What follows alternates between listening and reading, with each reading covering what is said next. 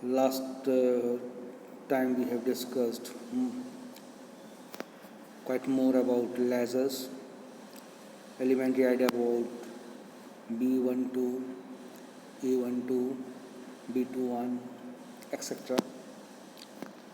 Now we start our next topic with Einstein coefficient and what are their relations. We summarize here the Einstein coefficients, which are the proportionality constants introduced in the above discussions.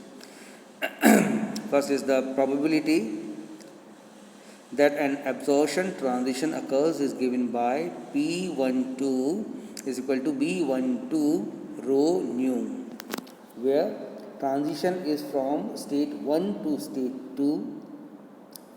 P12 is the probability and it depends on rho nu, and B12 is the Einstein coefficient for stimulated emission.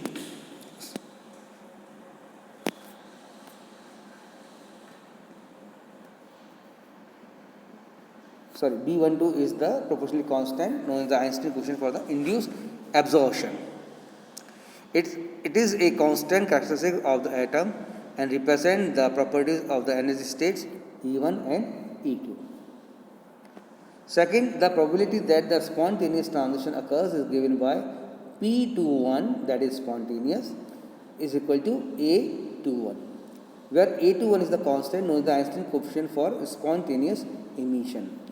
A21 is a constant characteristic of the atom and is known as the radiative rate measured in the unit of second per inverse, or 1 upon A21 is the lifetime of the upper state against spontaneous decay to the lower state. Third is the probability that the stimulated transition is occurred is given by P21 induced or stimulated is equal to B21 rho nu, where B21 is a constant of proportionality known as the Einstein coefficient for the stimulated emission, and it's a constant characteristic of the atoms and represent the properties of the energy states E1 and E2.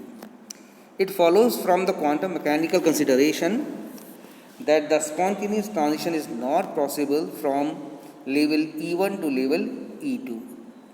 Therefore, the probability of the spontaneous emission from E1 to E2 is 0. We may note that the following points here regarding the Einstein coefficient, they are the coefficient indicated by B are related to the induced transition. Note this point. The coefficient indicates by B are related to the induced transition, that is transition induced by external photon. Thus, B12 represents the transition induced by a photon from lower energy level E1 to higher energy level E2, whereas B21 denotes the transition induced by a photon from higher energy level E2 to lower energy level E1.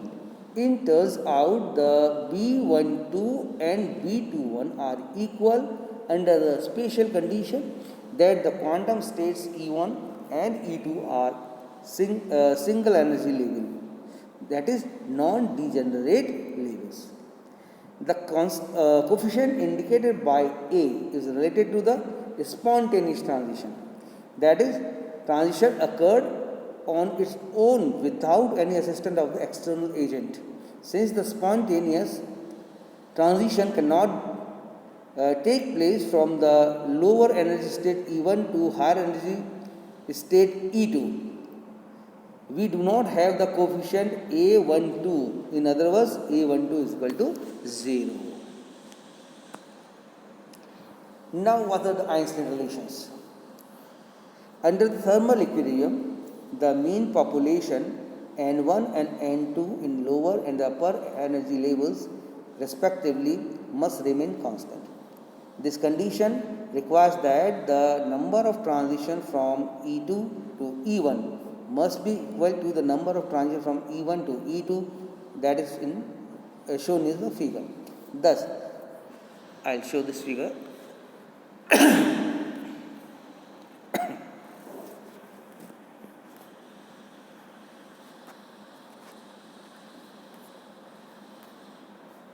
only.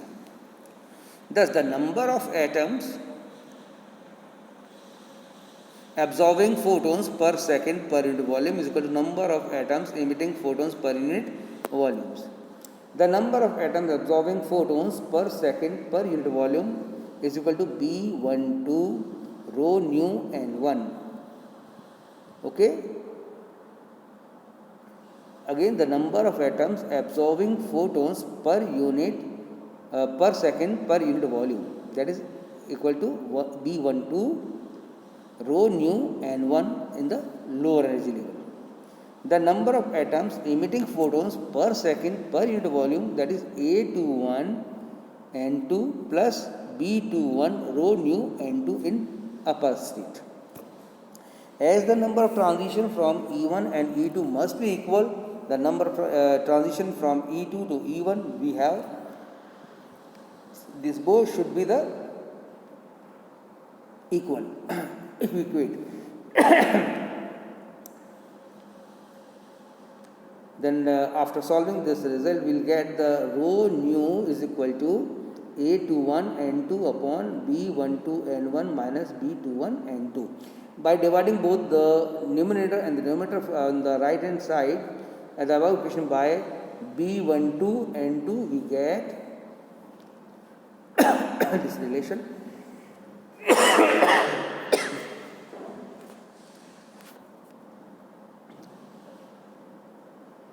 We get this relation.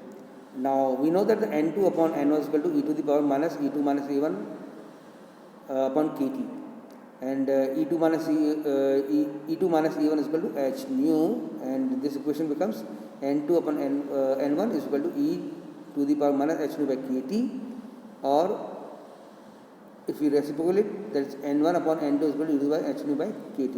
If we place in this equation, we will get the final result. H nu is equal to A21 upon B12 into 1 upon e to the power h nu by kt minus B21 divided by B12. To maintain thermal equilibrium, the system must release energy in the form of electromagnetic radiation. It is required that the radiation be identical with the black body radiation and consist with the Planck radiation law of any value of T. According to Planck's law, rho nu is equal to 8 pi h nu cube upon mu cube upon C3 and to the 1 to the power 1 minus h nu by kt minus 1, where nu is the refractive index of the medium and the c is the velocity of the light in the free space. Energy density rho nu is given by equation 22.22 will be consist with the Planck law, that is equation number 23. It's only if A21 upon B12 is equal to 8 pi h nu cube mu cube upon C3 and B21 upon B12 is equal to 1 or B12 is equal to B21. The above equation are known as the Einstein relation. The coefficient B12, B21 and A21 are known as the Einstein coefficient. In the following, it follows the coefficient are related to the B12 is equal to B21 is equal to C3 A21 upon 8 pi h nu cube and so on. This equation shows that the coefficient for both absorption and the stimulated emission are numerically equal.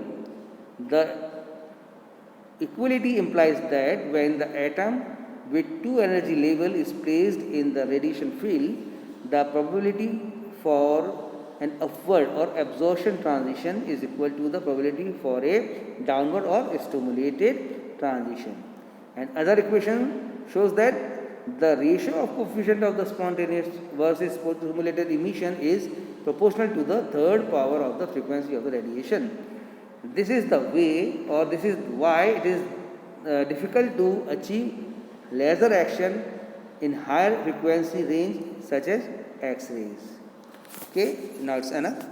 Tomorrow we will start with the light amplification.